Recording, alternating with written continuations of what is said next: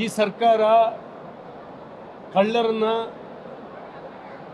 ಮತ್ತು SC/ST ಜನರ ಹಣವನ್ನು ನುಂಗಿ ನೀರು ಕುಡಿದಂಥವ್ರನ್ನ ಬಚಾವ್ ಮಾಡುವಂಥ ಕೆಲಸವನ್ನು ಮಾಡಿದೆ. ಕಾರಣ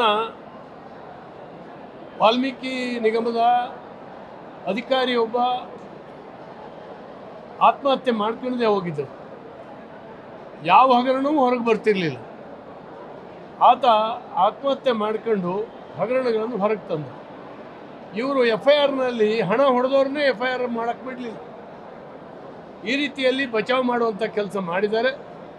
ED ಅಧಿಕಾರಿಗಳು ಫೈನಾನ್ಷಿಯಲ್ ಆರ್ಥಿಕ ಅಪರಾಧಗಳು ಬಂದಾಗ ED ಅಧಿಕಾರಿಗಳು ಬಂದೇ ಬರ್ತಾರೆ.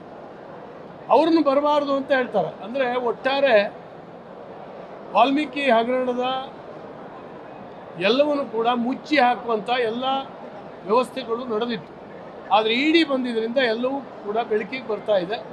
ಆದ್ದರಿಂದ ED ಅವ್ರ ಮೇಲೆ ಹಠ ತೀರಿಸ್ಕೊಳ್ಳುವಂಥ, ಅವ್ರ ಮೇಲೆ ಕೇಸ್ ರಿಜಿಸ್ಟರ್ ಮಾಡುವಂಥ ಎರಡು ಜನ ED ಅಧಿಕಾರಿಗಳ ಮೇಲೆ FIR ದಾಖಲು ಮಾಡುವಂಥ ಕೆಲಸವನ್ನು ಈ ಸರ್ಕಾರ ಮಾಡಿದೆ.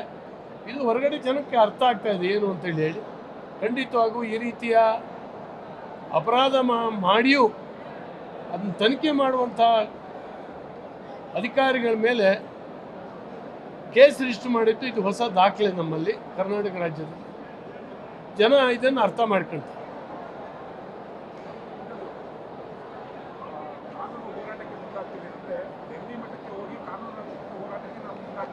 ನೋಡಿ, ಯಾವ ಕಾನೂನು ಹೋರಾಟ ಬೇಕಾದರೂ ಮಾಡಲಿ, ಯಾವ ಕಾನೂನು ಪ್ರಕಾರ ಇವರೆಲ್ಲ ಜೈಲಿಗೆ ಹೋಗಬೇಕು ಅದನ್ನು ತಡೆಗಟ್ಟಲಿಕ್ಕೆ ಯಾರಿಗೂ ಆಗೋದಿಲ್ಲ.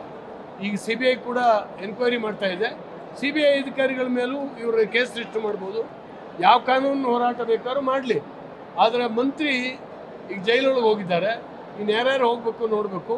ಇವರು ಆ ಹಣನ ದುರುಪಯೋಗ ಮಾಡ್ಕೊಂಡು ತಗೊಂಡ್ಬಂದು ಬಳ್ಳಾರಿ ಚುನಾವಣೆಗೆ ಉಪಯೋಗಿಸ್ಕೊಂಡಿರ್ತಕ್ಕಂಥದ್ದು ED ಹೇಳಿದೆ.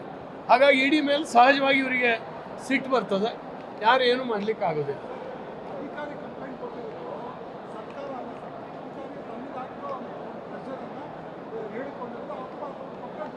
ನೋಡಿ, ಅಧಿಕಾರಿಯನ್ನು ಕ್ರಿಯೇಟ್ ಮಾಡಿದ್ದೀವರು. ನಮಗೆ ಗೊತ್ತಿದ್ದ ಹಾಗೇ ಅಧಿಕಾರಿಗಳಿಗೆ ಹೇಳಿ, ಯಾಕಂದರೆ ಅಧಿಕಾರಿ ಜೈಲಿಗೆ ಹೋಗೋಂಥ ಹಂತದಲ್ಲಿದ್ದ ಅದೇ ಅಧಿಕಾರಿ ತಾನು ಒಪ್ಕೊಂಡಿದ್ದಾನೆ.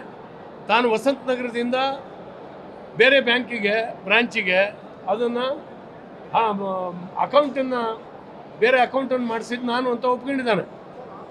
ಆತ ಒಪ್ಕೊಂಡು ಹಣವನ್ನು ವರ್ಗಾವಣೆ ಮಾಡಿ ಒಂದೇ ದಿನದಲ್ಲಿ ಆ ಹಣ ಬೇರೆ ಬೇರೆ ಖಾತೆಗಳಿಗೆ ಟ್ರಾನ್ಸ್ಫರ್ ಆಗ್ತದೆ. ಅಂದರೆ ಯಾರು ಕಂಪ್ಲೇಂಟ್ ಮಾಡ್ತಾ ಇದ್ದಾನೆ, ಯಾರು ED ವಿರುದ್ಧ ಹೇಳಿಕೆ ಕೊಟ್ಟಿದ್ದಾನೆ, ಅದೇ ಅಧಿಕಾರಿ ಅದರಲ್ಲಿ ಇನ್ವಾಲ್ವ್ ಇದ್ದಾನೆ. ಆದ್ದರಿಂದ ಭಯಭೀತಿಯ ಒಳಗಾಗಿ ಸರ್ಕಾರದವ್ರು ಹೇಳ್ಕೊಟ್ಟಂಗೆ ಹೇಳ್ತಾ ಇದ್ದಾನೆ. ನಾನು ಬಚಾವ್ ಮಾಡಿದ್ರೆ ಸಾಕು.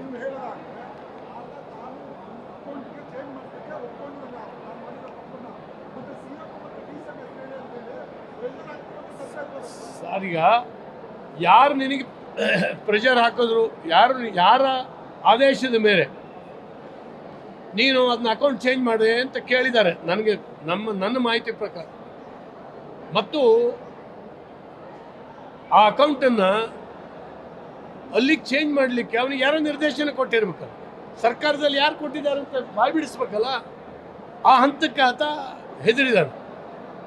ಯಾಕಂದರೆ CM DCM ಬಗ್ಗೆ ಮತ್ತು ಮಂತ್ರಿಯ ಬಗ್ಗೆ ಹೇಳಲಿಕ್ಕೆ ಭಯಭೀತಿಯಾಗಿ ಇದನ್ನು ಸರ್ಕಾರದ ಪರವಾಗಿ ಕಂಪ್ಲೇಂಟ್ ಕೊಡುವಂಥ ತಂತ್ರಗಾರಿಕೆಯನ್ನು ಮಾಡಿದ್ದಾನೆ. ಸರ್ಕಾರ ಅದನ್ನ ಅವರನ್ನು ಉಪಯೋಗಿಸಿದ್ದಾರೆ. ಉದ್ದೇಶಪೂರ್ವಕವಾಗಿ ಮಾಡಿದ್ದು ಏನೂ ಇಲ್ಲ. ಇದನ್ನು ಮಣ್ಣು ಮುಚ್ಚಲಿಕ್ಕಾಗಿ ಮಾಡಿದ್ದು. ಗ್ಯಾರಂಟಿ ನ್ಯೂಸ್, ಸುದ್ದಿ ಖಚಿತ, ನ್ಯಾಯ ನಿಶ್ಚಿತ.